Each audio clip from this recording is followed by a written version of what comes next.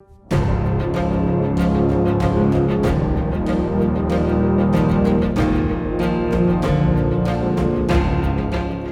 going to be a judge for the GFX 50S Mark II Breaking the Mould competition.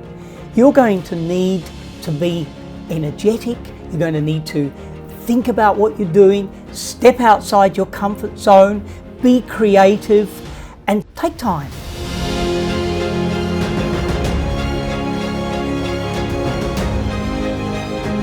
It's always important to take time about pictures.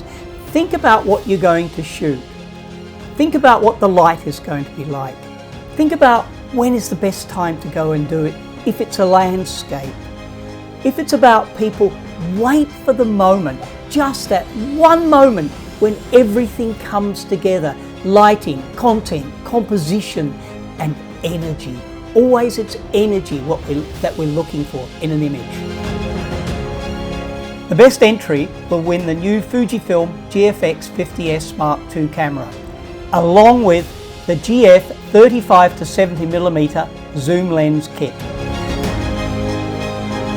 The new Fujifilm GFX 50S Mark II breaks the mold.